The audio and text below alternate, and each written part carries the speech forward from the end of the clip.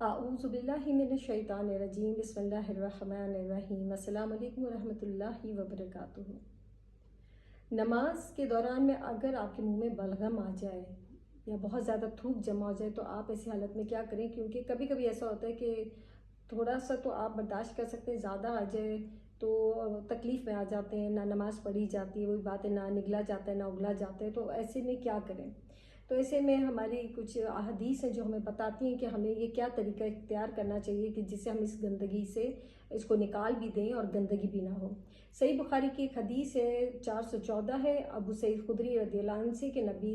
اکرم صلی اللہ علیہ وسلم نے مسجد کی قبلہ رخ کی جو دیوار ہے اس کے اوپر بلغم لگا ہوا دیکھا تو آپ نے اس کو کنکری سے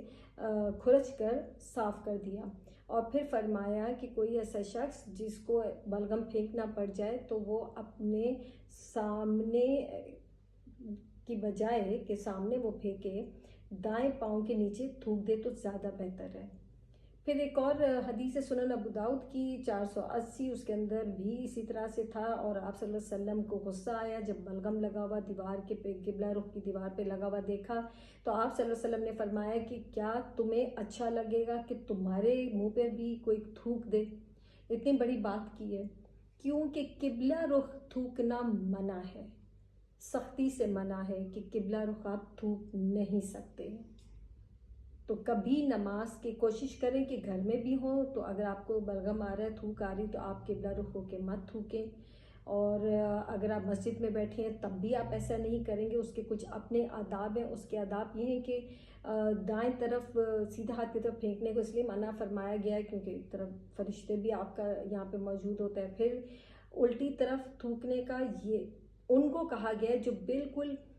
آخر کے اندر جو انسان کھڑا ہوا ہے اور اس کو اگر بلغم آ گیا تو وہ اپنے الٹی سائڈ کے اوپر تھوک دے، لیکن اگر اس کے ساتھ کوئی ہے تو اب وہ کیا کرے گا؟ تو اس کے پاس دو حل ہیں، یا تو وہ اپنے الٹی سائڈ کے اوپر ہلکا سا نیچے پھینک کے اور مٹی سے اپنے پیر سے مٹی کو ایسے کر کے ملا کے اس کو بلغم کو اس کے ساتھ جو ہے ملا دے تاکہ وہ اس کے ساتھ رچ جائے،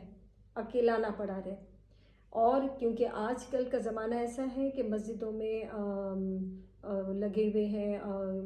پڑے ہوتے ہیں، یہ کارپیٹس پڑے ہوتے ہیں یا پھر ٹائلز لگی ہوتی ہیں، تو آپ نہیں پھینک سکتے، اگر پھینک بھی دیں گے تو آپ اس کو مٹی کے ساتھ نہیں ملا سکتے ہیں۔ تو اس کا بھی حل اس زمانے کے اندر ہمارے نبی کریم صلی اللہ علیہ وسلم جو رحمۃ اللہ عالمین نے دیکھے وہ ہمیں حل بتا کے چلے گئے۔ اس وقت انہوں نے یہ نہیں کہا کہ آگے زمانے میں نہیں ہوگا، لیکن انہوں نے یہ حل بتا دیا، اور وہ حل جو تھا وہ یہ تھا کہ اگر ایسا کوئی مواقع نہ ملے آپ کو کہ مٹی نہیں ہے تو آپ نہیں پھینک سکتے ہیں، یا آپ آخر کے اندر نہیں کھڑے تو آپ نہیں پھینک سکتے ہیں، تو آپ اپنی قمیض کے اندر اس کو لے لیں، اور پھر قمیض کے اندر لے کے بالکل ایسے جیسے آپ نے لے لیا، اور پھر آپ اس کو اس طرح سے مسل دیں تاکہ وہ سامنے ابھرا ہوا نہ رہے، اس کے ساتھ اس کو بالکل ساتھ وہ کپڑے کے ساتھ لگ جائے تاکہ وہ گندگی بھی نہ لگے، گھر جا کے آپ کپڑا بالکل دھو سکتے ہیں۔ تو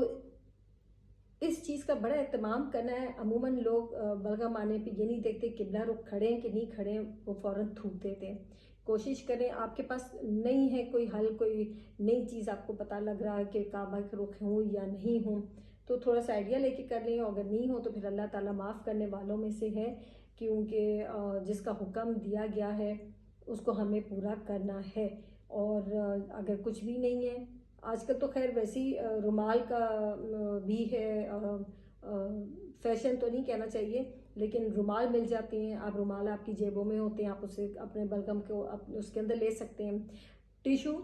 تقریباً ہر کسی کے پاس ہوتے ہیں، آج کل بہت آسانی ہو گئی، آپ کی قمیض بھی گندی نہیں ہوگی، آپ کی وہ جگہ بھی گندی نہیں ہوگی، اور آپ آسانی سے ٹیشو کے اندر اپنے بلغم کو لے کے، اپنے گند کو لے کے آپ اس کو لپیٹ لیں اور ایک سائڈ پہ رکھ دیں، تو جاتے ہوئے آپ اٹھا کے لے جا کے باہر پھینک دیں۔ اسی طرح سنن نسائی کے اندر بھی احادیث ہیں کہ نبی کریم صلی اللہ علیہ وسلم نے فرمایا کہ مسجد میں تھوکنا گناہ ہے، اور قبلہ رخ تو میں نے آپ کو بتایا ویسی منع ہے، اور کفارہ اس کا یہی ہے کہ اس کو صاف کرنا یا مٹی کے اندر دبا دینا۔ دیکھیے کفارہ کتنا معمولی سا دیا آپ صلی اللہ علیہ وسلم نے، بتایا کہ تمہیں تکلیف نہیں کرنی پڑے گی۔ تو یہ غلطی سے اگر کبھی کسی سے ہو بھی جائے تو یہ مت سمجھے کہ یہ فتویٰ لگ جائے گا، یہ بھی وہی بات ہے، سمجھنے والی بات ہے اور ماننے والی بات ہے کہ آپ اپنی جیبوں میں ٹیشو رکھیں، جس کا گلا خراب ہو وہ تو ضرور رکھیں، تاکہ اگر کوئی ایسا مسئلہ بن جائے تو ایٹ لیسٹ آپ کو شرمندگی کا سامنا نہ کرنا پڑے، آپ کی نماز میں خلل نہ پڑے، اور آپ آسانی سے اس کو